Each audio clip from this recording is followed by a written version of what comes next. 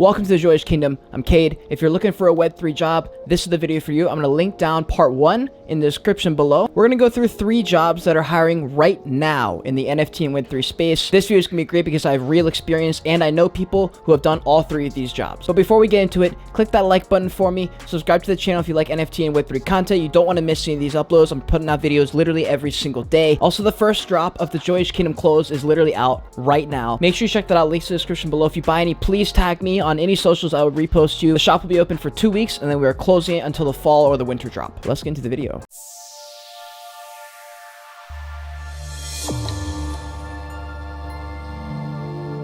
So all 3 of the jobs we're going to talk about today all happen within Discord. If you don't know what Discord is like Hogwarts common rooms that you guys know about. Every different house within Hogwarts has their own common room, has their own entire area of the castle. And in NFT land, each community, each project has their own Discord. I have one myself. And make sure you stay to the end because all 3 jobs are very similar, but they all have slight little differences. And you might find one is a better fit than the other. So the first one is Alpha Color, right? This is one you've probably heard of in the NFT space. It's a bit harder in a bear market, but trust me, there are people still making a full-time income doing this. I know people. The easiest way to get this job is to literally start making alpha calls. Build a name on Twitter. Build a name within Discord. It's really hard to fake alpha callers if you're going to get a real job with it. A lot of people claim to be alpha callers, but not a lot are getting paid to do it. The ones who get paid are consistently accurate. They're spending probably their entire life online trying to find all these best projects, trying to get some kind of collaboration, trying to get people in that Discord or in their Twitter community to get whitelist spots or whatever they can to provide as much value as possible. Now, if you've been following the channel a long time, you know I used to work with a project called Ugaverse. They're still crushing it right now, and I was basically an alpha caller slash analyst. I don't do as many alpha calls. I did make some in their Discord, including Biopills, including Evaverse. Both those projects did like a gajillion X, so I did a really good job there. And I wasn't specifically called an alpha caller. An alpha caller makes entrance calls and exit calls. Like an example is I called Space Yetis at like 0.02 or something, and they flew to like 0.3 ETH, and I called the entrance at 0.05, I think it was, and I called the exit at 0.27. So you do need to be somewhat experienced in the trading sphere to know when the proper time is to exit. When has there been enough FOMO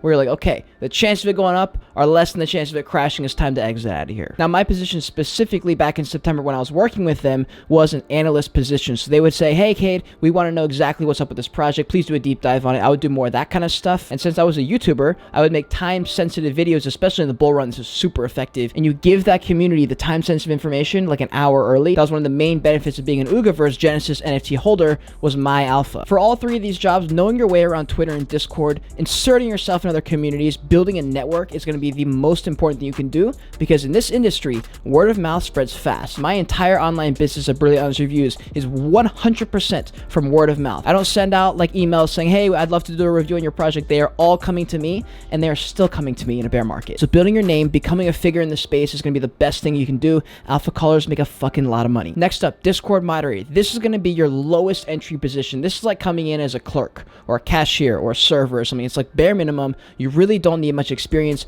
Most moderators get started just by finding a project they like. It can be hyped or not hyped. Doesn't matter. Usually just start. Just try and get as many as you can. Mod jobs aren't that bad and most projects have multiple mods. So you can work like 10 different projects. Maybe you'll actually get whitelist for one. You can flip and make some money. Whatever the case, the real goal here is to get some experience under your belt, learn the ins and outs, just be able to say, hey, I've modded at this project. Once you get a couple under your belt, you can use that as leverage to move up, especially if a project does well. You can use that narrative and say, they did really well. We were very organized. The things I did as a moderator, blah, blah, blah, and start to sell yourself, right? And when I was in the Ugaverse Discord, I was more or less a community manager, a Discord moderator, and an alpha caller because that was a different time. If you guys were here back in September of last year, you guys know there was a different, it was different back then, fam. Like there was so much of a euphoric energy around. I don't even know. We were all just going crazy. Like I was all in. I was like, fuck it, dude. Like I was in the Discord all the time, making calls, chatting with people, and it was a great time. Now the euphoria has kind of faded a little bit, so maybe the specific positions kind of like do their own thing now. But back in the day, no one knew what they were doing. There wasn't clearly defined lines and stuff like that. Like I said earlier, I do have my own Discord with my own community. If you want to join that, links down below.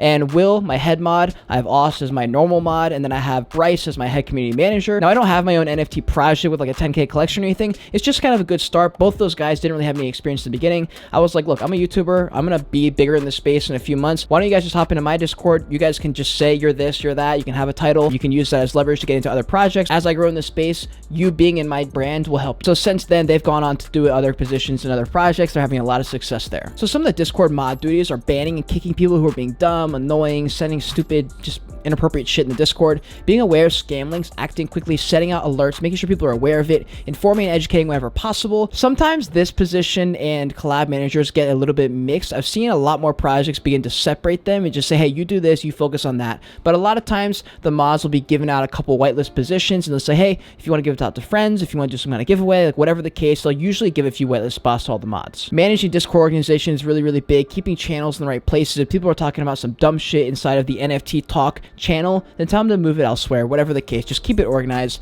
A lot of times the mod will also be like an in-between person between the founder and the team and the supporters, right? They'll be kind of the in-between man if they've got just like normal day-to-day questions. Like they'll be the ones who are answering that. Like founder doesn't have time to say, hey, like what channel are all the links in? Like the fucking one that says official links. Like that's the one. The founder's not going to waste time doing that, right? So another one is understanding the identity of the brand. Now, this is more important for the community manager. This isn't really that applicable to the alpha caller. It's a little bit to the moderator position, mainly for the community manager position, but all the people on the team should have some kind of idea of the identity of the brand. Now, if your NFT project sucks and you're just doing it to get a paycheck or whatever, I get it. That's the case most of the time, let's be honest. But if there is some kind of brand, some kind of identity, some kind of thing that they can all rally around, make sure you try and exemplify that as much as you can to get the people in the project to be all in, you know. Finally, we made to the third position we're going to be talking about today, but before we do, smash the like button if you haven't already, subscribe to the channel for more of this type of content if you enjoy this kind of content. I cover a whole lot of different things. I do podcasts with founders, I do reviews, I cover the news, trending topics, market updates, I do the entire thing. So if you like NFT content, you're going to want to stick around.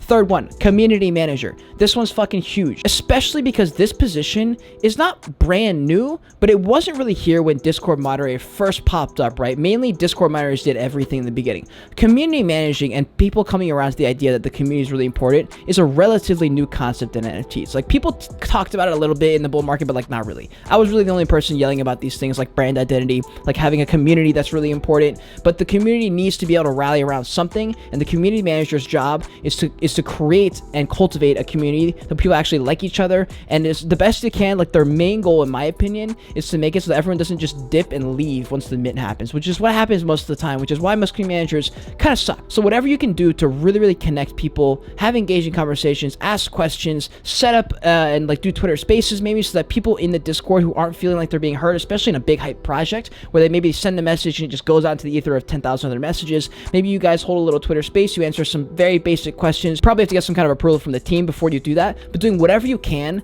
to just make sure people are really stoked to be in this community, because this is the only place you can get this type of communal feels. And like I said, when I was working with Ugaverse, I basically was doing all three of these jobs. In my Discord now, I have Bryce. He's my head mod. He's also the head mod in the Summit Club, which is Tom's Discord, and I think he has a couple other jobs. And Bryce did a good thing. He watches literally all of me and Tom's lives. He got a real understanding of like who we are, what we care about, what our morals are and stuff. So it's really easy for Bryce when new people come into the Discord to be like, yo, here's what we're about, answering questions, kind of knowing like what I would probably say, right? And so some of their duties including understand the ethos of the team and the project, understanding to the core what the identity of the brand is, like we said, generating conversation interest, interacting on social media platforms, welcoming new people, identifying people who suck, getting the fuck out of here, actives in between the founders and the supporters, like I said, entertain, educate people, whatever they can do, reach out to influencers for collaborations. Again, that sometimes falls under the category of community manager. Most of the time projects now have collab managers, and that's a different position, but a lot of times if you can get any of these three positions, you can likely work your way in. It's like becoming a server or a barback or a bartender or a host or whatever you can in the restaurant industry. Think about it like that. You can get in, your foot in the door,